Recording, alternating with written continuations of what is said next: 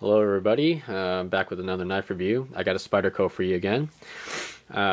This is a Lum folder, a Chinese folder, and got a model number C65FGP BK. Let me open this up for you. I just received this, so I haven't really had a chance to play too much with it, but had some first impressions of it I want to share with everybody. This is modeled off after a design made popular by Bob Lum, actually the late Bob Lum. He is deceased, and unfortunately, great knife maker.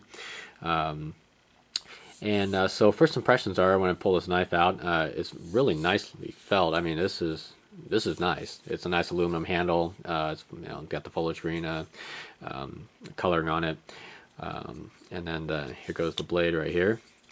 There's a black coated blade, it has a Spyderco logo on it. It does say Spyderco VG10 down here on the Ricasso.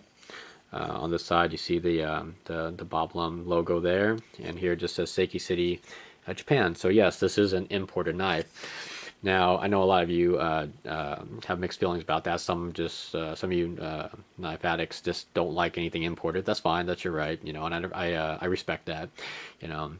For me, I don't want to let that get in the way of me owning possibly a good knife from overseas. So that's just my own opinion. But let's move into this knife in particular. I'm actually not really too impressed by this knife.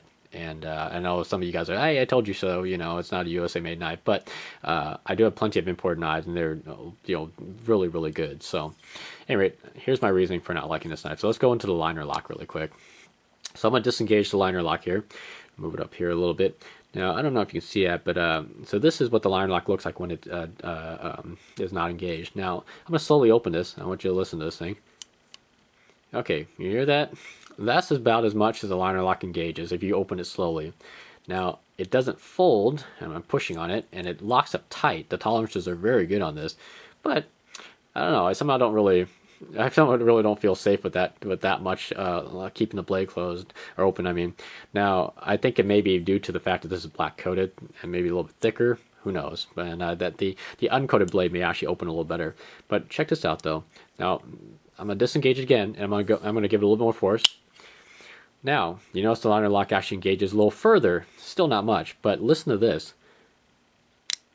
That is a very, very gritty disengagement of the liner lock. So I don't know. That's just something that was a big no-no in my book when I was handling this knife for the first time.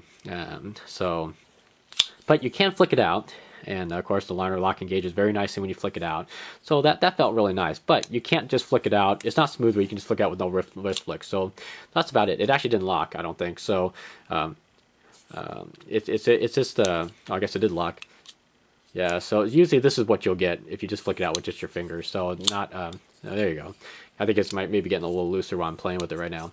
But here's the problem though, left-handers, you're gonna have a big problem with this.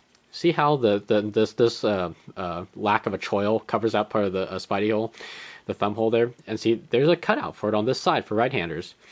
So this is biased toward a right-handed carry basically. I mean, you can only reverse the pocket clip from a tip up and tip down right-handed, but nothing for left-handed tip up or tip down.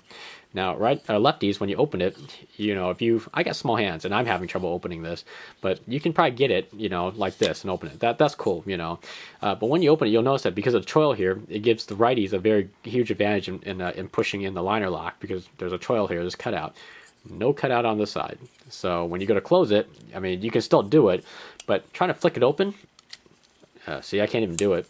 But yeah, it's not going to work for me. I just can't get my thumb in there enough to get a purchase on there. Oh, there you go. So it takes a little practice, I'm sure, but just one of the finer, smaller no-nos against this knife for me. It does have a lanyard hold. What I do like is they actually cut the pocket clip out around the lanyard hold so it doesn't cover it like my Spyderco Maddox 2 does. It goes partly across the lanyard hole, so little design details that I look for. The pivot screw is adjustable, so that's kind of nice. I might have to adjust to give this a little smoother opening.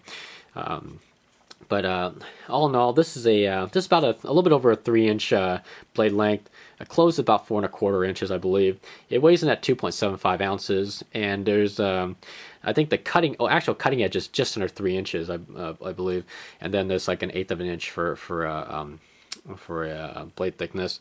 Again, this is VG10, so it's a premium Japanese steel. And supposedly per website, there's only 600 of these made. I don't know if that's true or not, but for lack of better information, I'm going to assume it's true. There's a little bit small opening here that you can blow out dirt and grit. Not very much though.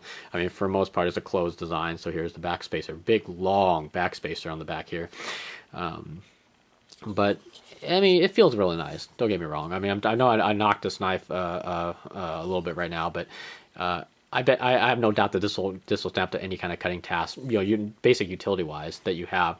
It is very sharp. I'll give it that. And so I happen to like it. The blade at least. So, but I'll give you a quick reference in size. So I'll put that there. This is a Spyderco Sage 1. So put it next to each other. You notice that they're about the same size. So maybe a Sage is a little bit smaller. This has almost starting a start of a karambit style here, and nice curved handle. I like that. It feels really good in the hands. But again, the lack of a finger choil and lack of a traditional Spyderco thumb wrap, and no jimping, by the way. The jimping is only on the aligner lock itself. So. Other than that, I think it's a solid product. I mean, aside from even the problems I described about it, but in terms of Spyderco quality, I really don't think this is up to par with their quality of knives. I mean, I own a Manix too, and that's actually made in Golden, Colorado, and I really like that knife a lot. And this really pales in comparison to that knife. But all in all, I do like it. So. So, at any rate, this is it. This is the Bob Lum Chinese Folder, and in a fullish green, black plain edge blade. All right. Hope this was helpful. Everybody have a good rest of your day.